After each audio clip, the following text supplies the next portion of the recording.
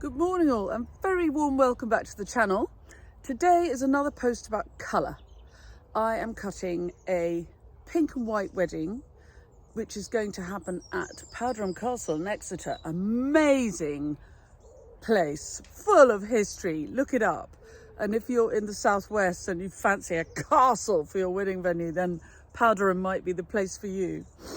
I'm cutting a pink and white wedding, and I'm going to introduce you to the concept of why yellow is a good idea.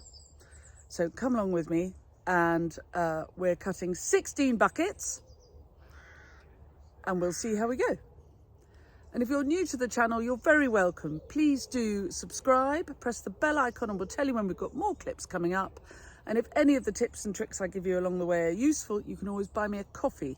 The link to coffee buying is in the blurb to all my clips, or better still, join my club.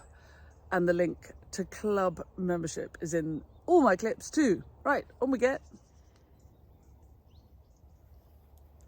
There's nothing like a big mass of cosmos in the morning.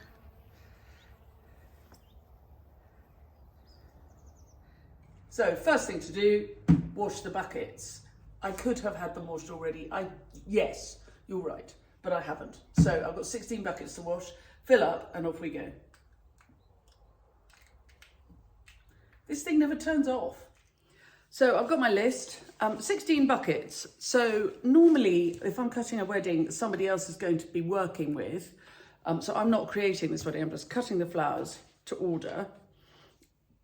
What happens is my customers trust me to cut a good mix. This client has said that they would like a kind of what I call an Italian ice cream shop mix. So white, pink, a little bit of yellow, and I'll show you why the yellow is such a good idea as we go. But I always make a list. So I'm going to cut, stick with me, variegated cornus, physocarpus darts gold, green amaranth, brachioglottis, and mint for my foliage. My filler, achillea, sedum, cosmos, nicotiana, phlox, and feverfew. And my accent, roses, dahlias, hydrangeas, different amaranth for wow factor, and calendula. Sound odd? We'll see how it comes together, but at least that gives me a base to start from, and I know that it'll look good together. I might not stick with it. But as I bring everything in, it'll begin to show how it'll work together. So I may adjust my plans as I go, but I've got a good base to start from, and it shouldn't take too long. That's the skill, not to take too long. So off I go with my trusty trolley. When you can hear the rattle behind me, you know where I am.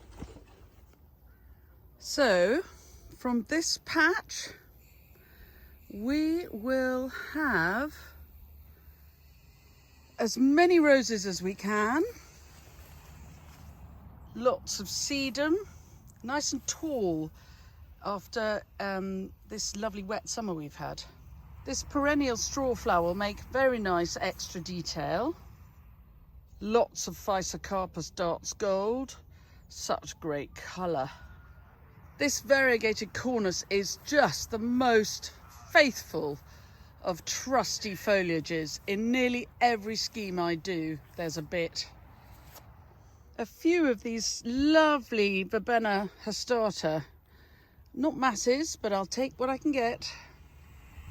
These are hydrangea limelight, and you can see how they're pinking up nicely. So I'm going to have some of those. I'll do a mixture of sizes, some for bigger arrangements and some for smaller. Achillea in all colours, pinks, whites, pale pinks, for depth of field and froth. Hello, swan-necked Veronicas. The scheme is pink and white, but I will allow these creamy Woollerton Old Hall roses because cream, white, pink, And a little bit of yellow. So do these count as yellow or do they count as pink? You choose. And I'm not sure the mint is looking $1 million, so we'll see about the mint. Besides, the butterflies are enjoying it.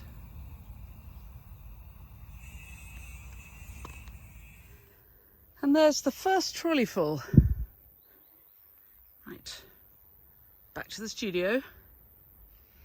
And trolley 2 coming along. It's a beautiful day after all this rain. It's very nice. I'm very lucky to be up here.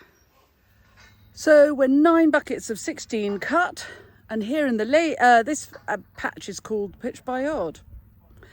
I've cut the lady's smock. That's where the roses come from, the top lot. This patch is the Pitch by Yard, and let's have a look at what I'm cutting from here. Cosmos, évidemment. The sound of builders, of course, is from people making the projects up the field. I'm going to take the hot pink zinnias, for contrast. Look, this is my favourite kind of butterfly. It's a brimstone butterfly. So deep in her lunch. Oh no, she's looking at me. Hello. They are bright, bright chartreuse green when they fly. My absolute favourite. More green. I love this amaranthus. Look at that. It's just fab. Just brilliant. And there are going to be a few quite big arrangements in this mix, so this will be really useful for those. Just say yes to Feverfew. And a bit more of this gorgeous, this is self-sown amaranth from last year. Brilliant. Use that. And a spot of lemon. I'm not going to use too much of it, but look, this is the calendula I was talking about. Look at that. Spot of yellow, white carrot. And the side shoots of this, sorry about the sound of the builders.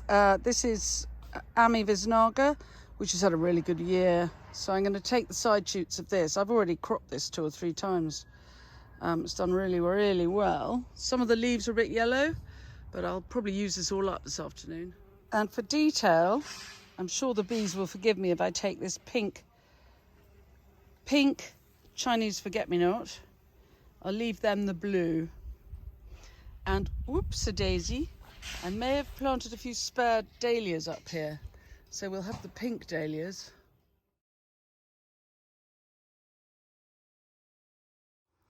So last but not least, we're here in the dahlia patch. I'm after white and pink. I'm going to go for a bit of depth in the colour. See those alio? And then moving on round, of course, I've yet to cut any of the perennial phlox. This is going to be a pretty wedding, and you wait till I get it all in. I'm going to play housey, play flower Tetris for you in the studio when I'm all done. Anyway, on we go. Also, look what I spy in the chucked in a corner because I ran out of room place. How's that for a spot of lemon? Yes. Right, before I get back in the studio where the light is very different, and I'm going to play flower Tetris, but the light is very, very different. I want to talk to you about yellow because this is all about pink, white and yellow. And I'm going to show you a particular dahlia and a particular cosmos, which are peachy, and there's a lot of yellow in them, particularly the cosmos hearts. The heart of a cosmos, the eye of a cosmos is bright yellow.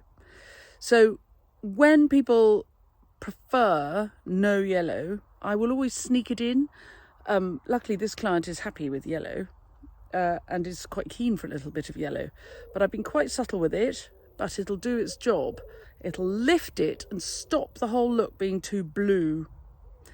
Yes, I know you don't think that pink is blue, but look at it, it is quite blue. So here is alio, and can you see how much yellow there is? Sorry about my fingers.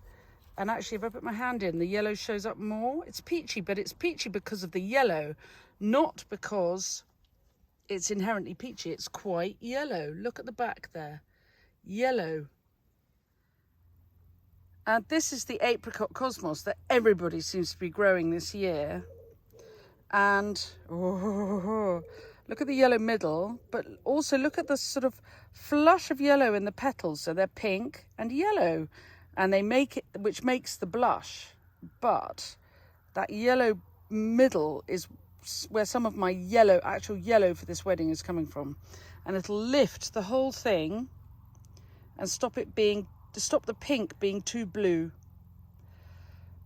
I promise. Well, good morning. It's it's morning. I'm too tall for this, very unlike me. But in order to have the camera so that you can see everything, I have to be over here. And it's more important that you see the flowers than me. So there we go. Here are 16 buckets of flowers. And my point that I wanted to make was about yellow. It's a pink and white mix, and you can see mostly going along the front here are lots of pinks and whites, bit of froth. There are 75 roses, some more out than the others, but the forecast is quite warm, and it's Thursday morning now and the wedding's on Saturday, so they should all pop quite nicely for the wedding. But you could see, I hope, I'm not going to move them around. When I said flower Tetris, I had visions of my kind of moving things in and out. But actually, I'm not going to do it because every time you move the flowers, you bruise them or risk them. But can you see these yellow gladioli? There's a spot of, well, a sort of yellowy, lemony chartreuse colour. Also down here, we've got, I'm going to take the camera and squeeze it over the top so you can see, but here I've got lemon yellow calendula, really good little spring of yellow. And here, of course, I'll show you more closely, is Dart's Gold Physocarpus. Without these, this mix would look positively funereal. Flat, gloomy, very, very boring. And what the yellow does is it just lifts everything. So do think, I'm going to squeeze down here, do think when you're designing wedding flowers, whether it's for yourself or if you're designing event flowers, and you think, oh, but pink and white is pretty. Pink and white is very pretty if there's enough yellow to lift it. Otherwise it can be very, very flat. There you go. Shall I go and I might go and cut. This is all being collected by my client in a minute. And then they are making all the flowers. I'm not doing the bride's bouquet or anything. This is my bread and butter. This is how this is good. I love doing this. But I have another commission today and I can do anything I like. So I might go and cut a similar mix and make an arrangement so that you can see the sorts of things that you could have from this. This is probably much better way for you to see, but can you see how that little pop of yellow from the calendula, pink achillea can be really flat colour, and the pop of yellow really goes well with it. Oh, look, there's one that's over. So I'll just take, thing with calendula, if you take the, if the petals are blown, I love what the developing seed head looks like. And you see how the yellow of the Dart's Gold, there, that foliage, oh, the sophistication of my filming. Again, it's really lifting.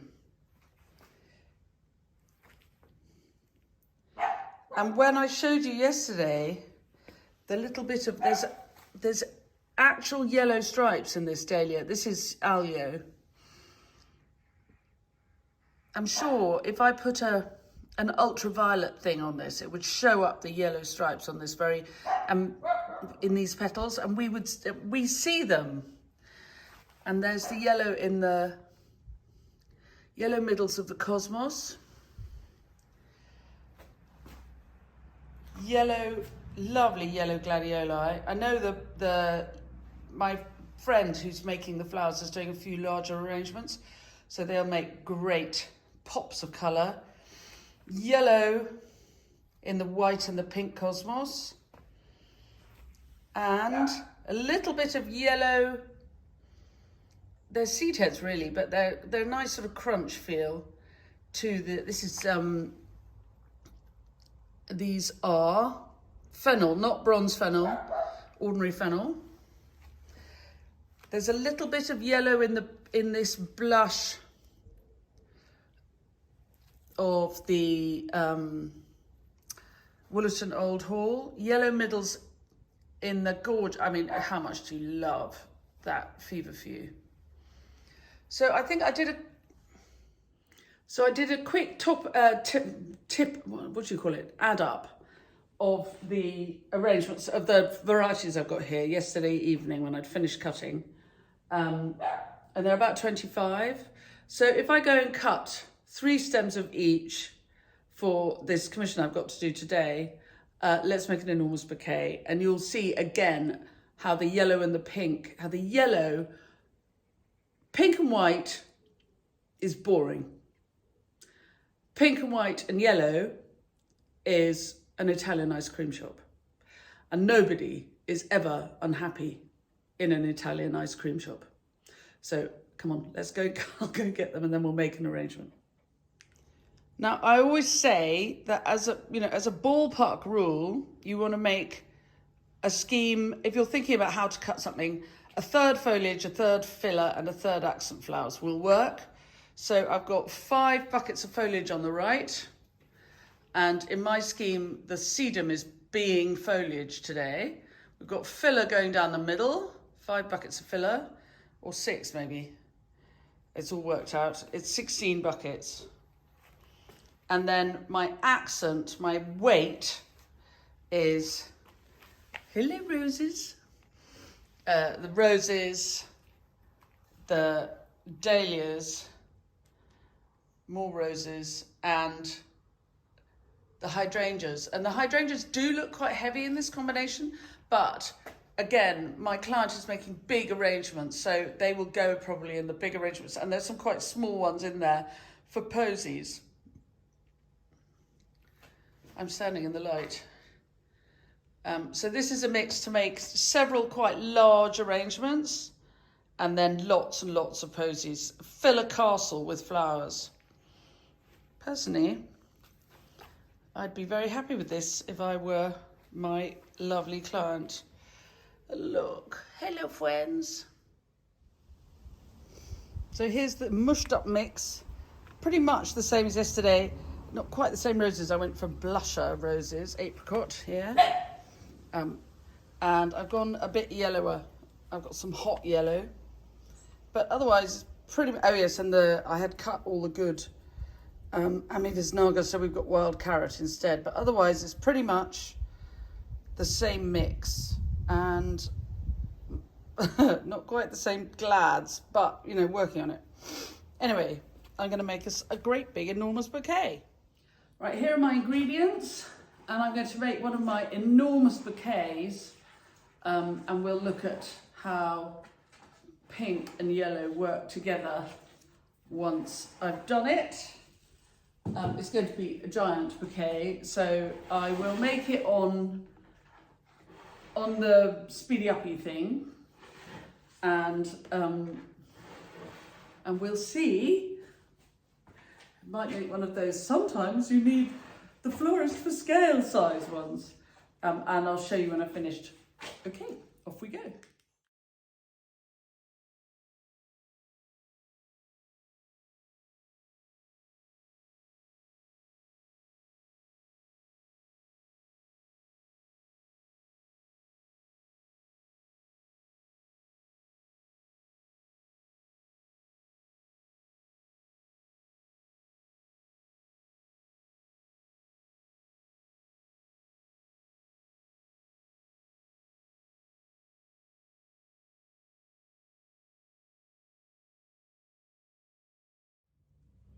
So, luckily it's ended up with this big pink dahlia at the front. Can you see what I mean about a little bit of lemon lifting the pink? I think particularly this bouquet, this combination, I mean, I love what I do. I'm very lucky. I grow most of the flowers I use, and I get to curate most of the work that I do. So I can manufacture everything to prove a point. But would you look at the lemon, how good it is with the pink? If you had, and look at the yellow leaf of the physocarpus in there. If you didn't have the lemon, you have to take my word for it, but maybe go into your garden and have a play. Try making a pink and white bouquet with lots of foliage, and then make a pink and white bouquet with a little bit of lemon in it, a little bit of warm yellow to warm up the mix, and you'll see what a difference it makes. I think it's completely transforming. I think if you do what your mind tells you, so often your mind will tell you that pink and white are good together. And they are. They're not going to, they don't argue with each other, but they're very boring. Pink and white with a splash of yellow is an Italian ice cream shop. And so this works very well as an Italian ice cream shop themed wedding. But it is also, still has that pink and white feel, really. Anyway, I hope you agree.